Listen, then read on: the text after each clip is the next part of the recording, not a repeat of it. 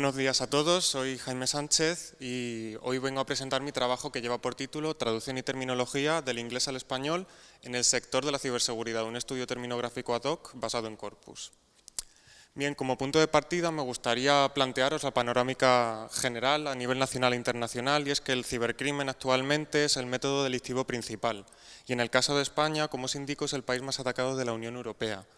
Según las cifras, las últimas del Instituto Nacional de Ciberseguridad, en 2023 se superó en un 24% las cifras de ataques del año anterior. Sin embargo, nos encontramos en un primer lugar ante una ausencia de estudios terminográficos y lexicográficos que ahonden en esta terminología, tanto en inglés como en español, y también una ausencia de agentes que se encarguen de normalizarla. Y es por ello que el objetivo principal de este trabajo es precisamente ese: analizar desde un punto de vista contrastivo la terminología de este sector, describirla y actuar en cierta forma como agente normalizador. Y como objetivo derivado, la creación de un recurso, en este caso la de un glosario.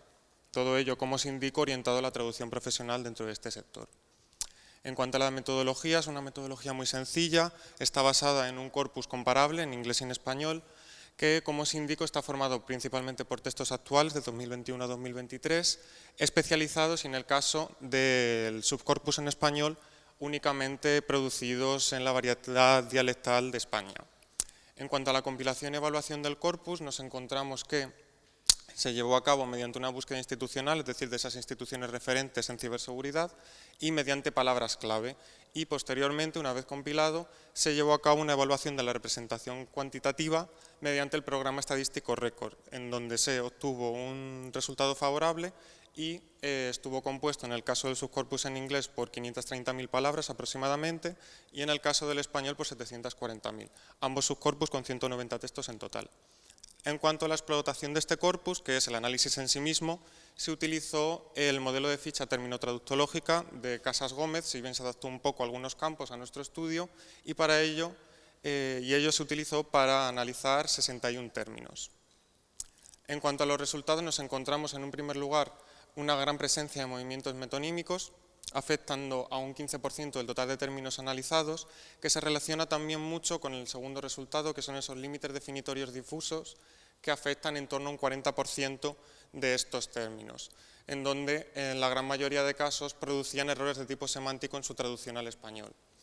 También en el caso del español nos encontramos una gran presencia de anglicismos, en aproximadamente la mitad, en donde vemos que forman tanto la forma desarrollada del término como el propio uso de la sigla inglesa en textos en español. Sin embargo, uno de los resultados más relevantes es la gran presencia de errores de traductor, con 14 casos, en donde vemos que la gran mayoría se deben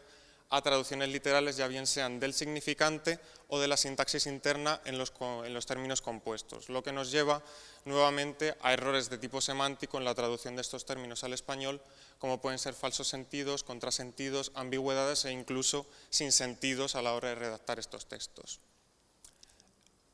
En cuanto a las conclusiones de este estudio, encontramos 4 principales. La primera de ellas es la gran valencia semántica de los términos analizados, como hemos visto, con esos movimientos metonímicos y que afectan de manera directa a la traducción. Muchos de ellos ni siquiera estaban recogidos en obras de referencia como diccionarios. También nos encontramos esas situaciones de ambigüedad que son abundantes y que se deben principalmente, como hemos planteado en esos objetivos, a la ausencia de agentes normalizadores que se encarguen de regular esta terminología. En tercer lugar, esa gran influencia del inglés. Es bien sabido por todos que el inglés es la lengua franca de la ciencia y eso se ve reflejado en la producción textual en español con ese uso de siglas y términos compuestos en lengua inglesa. Sin embargo, la conclusión más relevante de todas es la importancia de las relaciones semánticas intrasintagmáticas de esos términos compuestos, ya que supone un elemento clave para traducir esos términos, ya que la gran mayoría de esos errores se debe por una mala identificación de esas relaciones semánticas. En cuanto a las direcciones futuras para este estudio, sería interesante hacer análisis más sistemáticos, no con un grupo tan reducido de términos, y ahondar en otros temas como puede ser, por ejemplo, la estructura argumental de esos términos o hacer enfoques más orientados a la lexicografía, hacer definiciones y otro tipo de recursos como diccionarios. Muchísimas gracias por vuestra atención.